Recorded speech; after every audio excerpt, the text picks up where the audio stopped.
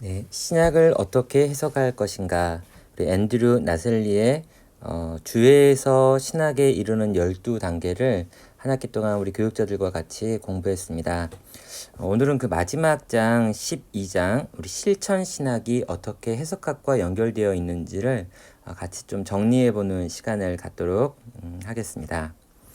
먼저 해석학 안에서 실천 신학이 어떤 것인지를 좀 봐야 될 텐데요. 실천 신학이란 무엇인가? 정의는 그러면 우리는 어떻게 살아야 하는가라는 질문입니다. 성경 말씀 본문을 우리 자신과 교회, 세상에 적용하는 방식이 어떻게 진행돼야 되는지에 대한 과정 또는 지침들을 좀 정리해 보는데요. 이 단계나 과정이라고 하는 표현보다 지침이라고 하는 용어를 사용하는 이유가 있습니다. 왜냐하면 이것은 순서대로가 아니라 서로 연결되어 있다라고 하는 측면에서 이전에 있었던 다른 단계들에 비해서는 조금은 어떤 직관적이고 또 본능적인 영역이기 때문에 이렇게 정리를 하고 있습니다. 자, 그러면 실천 신학이 뭔지에 대해서 몇 가지 질문들을 던지고 있는데요. 저자가 던지는 질문은 3가지 정도 있습니다. 우리의 삶의 방식에서 성경을 적용해야 되는 이유가 무엇인가? 또 실천 신학에도 정통 신학의 범주가 있는가? 주에는 언제나 적용보다 앞서는가와 같은 질문들이 있고요. 먼저 왜 성경을 적용해야 되는가에 대한 답을 절대 권위를 가지고 계신 하나님의 말씀은 우리에게 절대 의무를 부과한다라고 하는 표현을 쓰고 있습니다.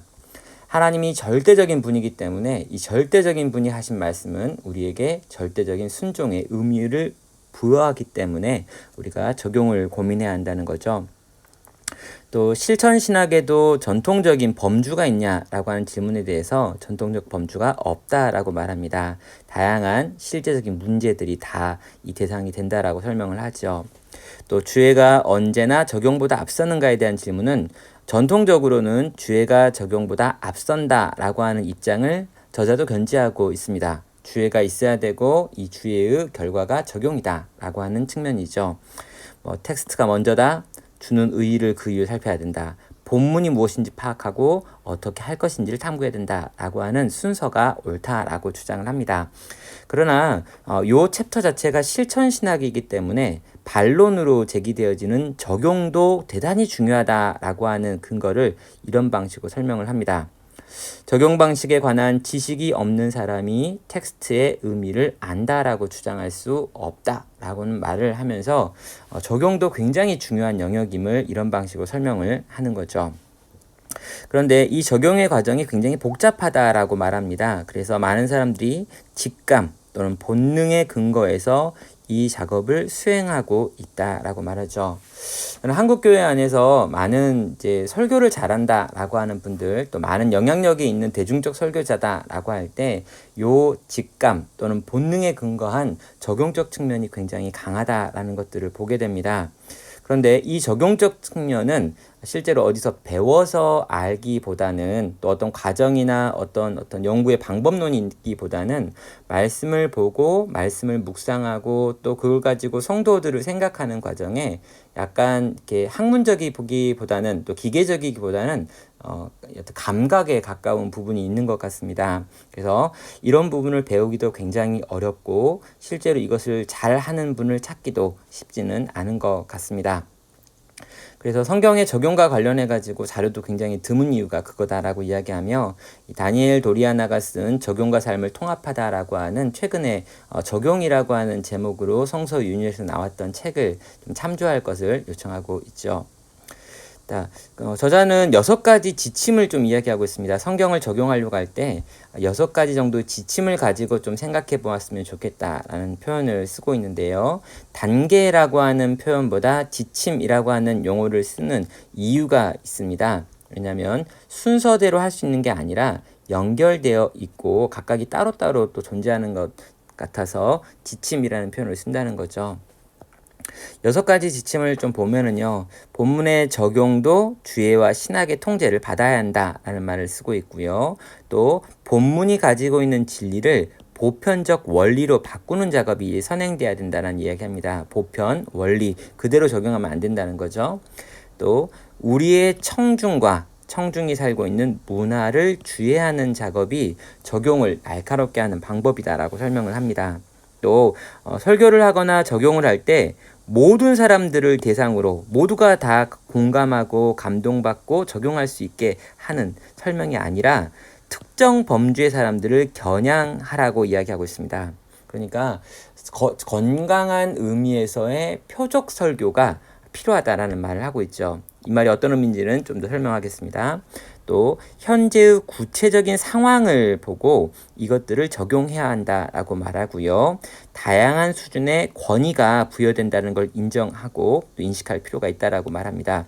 이 두 부분은 좀 설명이 더 필요한 것 같아가지고 이후에 좀 더 부연 설명을 하도록 하겠습니다. 한 가지씩 보면은요. 먼저 성경을 내가 적용시키기 전에 성경이 뭐라고 말하는지를 찾는 게 가장 중요하다. 이건 아주 기본적인 원칙으로 계속해서 제공되고 있습니다. 두 번째는 성경을 읽을 때 반드시 명제화라고 하는 과정을 통과해야 한다라고 이야기를 하는 거죠. 단지 그냥 친절하라라고 하는 적용이라면 곧바로 적용할 수 있습니다. 그러나 바울이 말하는 거룩한 입맞춤으로 서로 무난하라라고 하는 말을 내가 적용한다고 할 때 이것을 문자 그대로 적용할 수 있는 것이 아니라 그것이 그 시대에 어떤 의미를 갖고 있는 말이었는지를 찾고 그것이 가지고 있는 명제를 뽑아서 보편 원리로 바꾼 다음에 그것을 현대 교회에 적용해야 한다라는 것이죠. 예, 원래의 적용점을 파악하고 당시 역사적 배경 속에서 특수하게 연결되어 있는 것들을 또 체크한 다음에 초문화적 문화를 뛰어넘어서 보편적 원리를 가지고 적용시키라 하는 말을 하고 있습니다. 자, 청중과 문화를 주의하라 라고 하는 표현도 굉장히 제가 이 책을 읽으면서 도전을 받았던 부분인데요. 보편적 원리를 현재 상황에 적용하기 전에 그 상황을 제대로 바르게 파악해야 한다라는 말을 하고 있습니다. 그러면서 청중을 주의할 것 그리고 문화를 주의할 것을 이야기하는데요. 청중과 함께 많은 시간을 보내면서 그들을 알아갈 것을 요구합니다. 쉬운 우리말로 하면은 아마 신방을 하라, 상담을 하라 라는 거겠죠. 사람을 모르면서 하는 설교가 얼마나 비실제적일 수 있는지 구체적이지 않을 수 있는지 우리는 알고 있기 때문에 우리가 하나님의 말씀을 연구하고 가르치는 일을 하는 사람이라면 더더욱 그 말씀을 들려주어야 될 사람들에 대해서 연구해야 되고요. 그것이 청중을 주의하는 것, 신방하고 상담하는 것에 있다는 것 알아야 될 것 같습니다. 또 우리가 살고 있는 문화의 여러 측면을 전략적으로 신중하게 접근하면서 배워야 한다는 말도 하고 있습니다.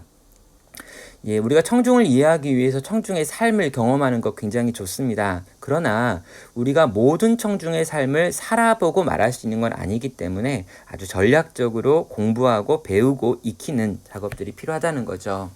그래서 팀 켈러가 말하고 있는 내용을 보면 이런 청중과 문화를 이해하기 위한 실천 방식을 여러 가지 선언으로 설명을 하고 있는데요. 한 6가지 정도로 정리할 수 있습니다. 쉬운 언어를 써라. 예, 쉬운 어휘에 대한 이야기를 하고요. 또 말을 하기 전에 성경의 권위를 곧바로 들이대는 것이 아니라 그 시대가 존경하고 있는 권위자들을 적극적으로 활용하라고 이야기하고 있습니다. 그러니까 하나님을 믿건 믿지 않건 많은 사람들이 그 사람이라고 말할 수 있는 그런 권위자들을 활용해서 말하려면 먼저 그 권위를 알아야겠죠. 또 자신이 사람들의 의심과 반론을 이해하고 있다. 이해하고 있다라는 걸 보여줄 필요가 있습니다. 그러니까 성경을 곧바로 내가 성경의 진리이기 때문에 너에게 믿으라 라고 하는 어떤 전제를 깔고 권위를 가지고 이야기하는 게 아니라 당신들이 이 이야기를 했을 때 어떤 의심을 갖고 있고 이 말을 할 때 어떤 다른 마음이 생기는지에 대해서 내가 알고 있고 그걸 공부한 사람이다. 그거에 대해서 공감하고 그것에 대해서 이미 지식이 있다라고 하는 측면도 있어야 된다고 말합니다. 문화의 기초적인 내러티브들을 가지고 있고 또 도전할 수 있으려면 먼저 그 내러티브가 어떤 것인지 알고 그 내러티브가 왜 발생했는지에 대한 이해도 있어야 한다는 거죠. 그리고 이 2가지가 핵심적인 건데요. 이러한 위에 있는 연구와 내용을 알고 있기 때문에 그 문화의 취약점을 공격할 수 있고요. 그 취약점을 대체하는 방식으로 복음을 제시할 수 있어야 한다라고 말합니다. 복음을 향한 동기를 부여하고 세상과 충돌하고 도전하는 일들이 실제 그 세상에 대한 주체가 되었을 때 가능하다는 거죠. 팀 켈러가 이런 부분에서 굉장히 많은 도전을 저희에게 주고 있습니다. 그리고 후기 문화사회에서 여러 내러티브가 있는데 그 내러티브가 어떤 것인지 4가지를 이렇게 정리하면서 이런 부분이 어떤 내용인지 너는 알아야 한다라는 말을 하고 있습니다. 특정 범주의 사람들을 겨냥하라 라고 하는 요 메시지도요, 구체적인 범주를 정해가지고 그 사람들에게 적용에 초점을 맞출 것을 요구합니다. 적용할 때 범주를 고려하라는 거죠. 모든 성도가 다 감동받게 할 수 있는 방법이 없기 때문에 실제로 너는 대상을 정하고 그 대상을 어떤 대상들에게 구체적으로 이것들을 적용할지를 찾아야 적용이 날카로워지고요. 성경의 본문이 우리에게 하는 메시지가 두리뭉실하게 끝나지 않는 것입니다. 어떤 분들은 늘 어떤 본문을 가지고 설교를 하건 몇 가지 적용으로 끝나는 분들이 있는데요. 기도하라, 말씀 봐라, 하나님을 바라봐라, 영적 일기를 써라, 하나님께 잠잠히 머무러라, 하나님을 온전히 예배하라, 이런 아주 모호한 몇 가지 적용으로 끝나는 이유가 이렇듯 대상을 정하지 않고 하는 설교였기 때문입니다. 마크 데버는 이 책 안에서 설교 적용의 도표를 이렇게 그려서 요 내용들을 좀 가지고 당신이 설교할 때 적용의 포인트를 잡을 것들을 좀 요구하고 있는데요. 굉장히 좋은 예인 것 같고 책에 들어가서 그 책에 있는 내용들을 보시면서 한번 정리를 해보셔도 좋을 것 같습니다. 네, 또 보편적 원리나 의무나 성품과 목표, 분별력 또는 이 모든 문제에 관하여 현재 구체적 상황에 적용하라 라고 이야기하고 있죠. 의무나 성품이나 목표나 분별력이라고 하는 방식을 가지고 질문을 던져볼 수 있고요. 이런 질문에 대한 답변도 가능하겠습니다. 자, 다양한 수준의 권위가 부여된다라고 하는 이 표현도 독특한 표현이었습니다. 다양한 주제에 적용되는 경우 다양한 수준의 권위가 부여된다라는 표현을 쓰고 있는데요. 낙태에 대해서 저자는 반대합니다. 그런데 자기가 갑작스럽게 심정지가 왔을 때 이 심정지한 자기를 소생하려고 하는 치료를 하지 않았으면 좋겠다라고 이야기하고 있고요. 그러면 사후 피임약 같은 경우에, 호르몬제 같은 경우에 이 피임제를 사용하는 문제에 대해서는 아직 반대나 찬성의 입장을 정하지 못했다라고 이야기를 하고 있습니다. 그러니까 생명이 소중하다라고 하는 것은 자기가 100% 동의하는 표현이지만 이 생명과 관련된 다양한 적용에 있어서는 어떤 부분에서는 찬성이고 어떤 부분 반대이고 어떤 부분 유보라고 하는 형태를 갖고 있다는 거죠. 내가 이런 것처럼 대부분의 내 청중도 그렇다라고 하는 걸 알아야지만 내가 적용할 때 이 적용의 방식이 누군가에게 폭력이 되지 않을 수 있다라는 부분들을 또 이렇게 정리하고 있습니다.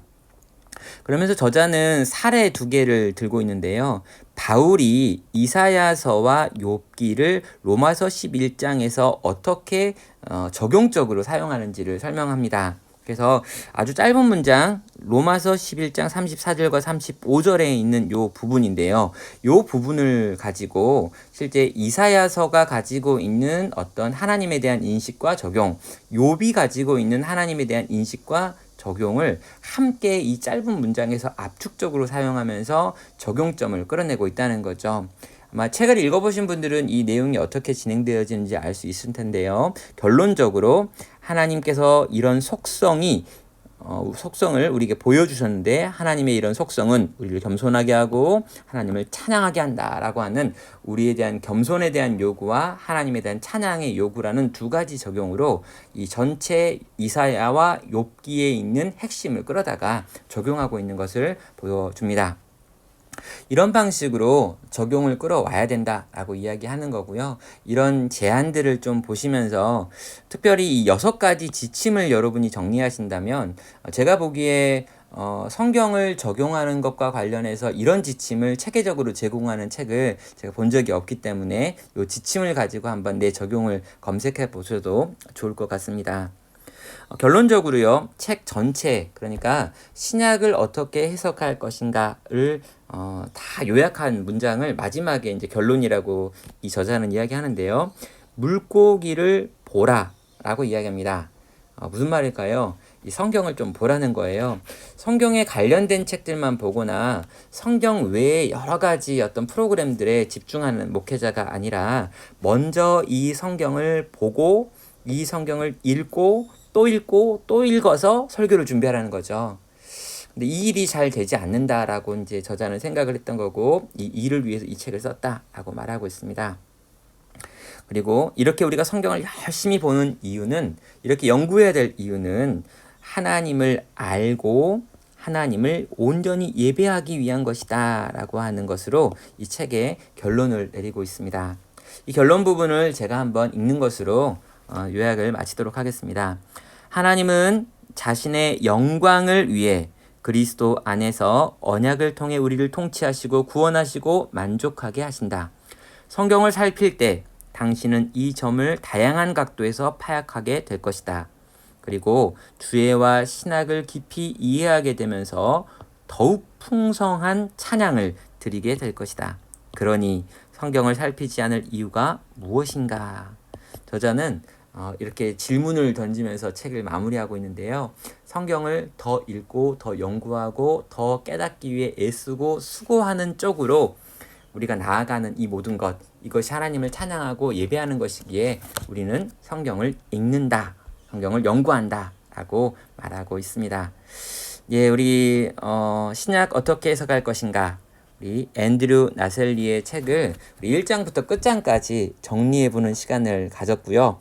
우리 이분에게 우리가 쭉 강의를 들었습니다. 제가 사진 찾아보고 좀 이렇게 재밌었는데요. 그렇게 막 공부를 막 잘하거나 잘 가르칠 것 같지 않은데, 제가 이제까지 봤던 성경 해석학 책들 중에 가장 잘 요약하시고 또 잘 설명한 책인 것 같아서 우리 후배님들에게 추천합니다. 예, 여러분 모두 사랑하고 축복합니다.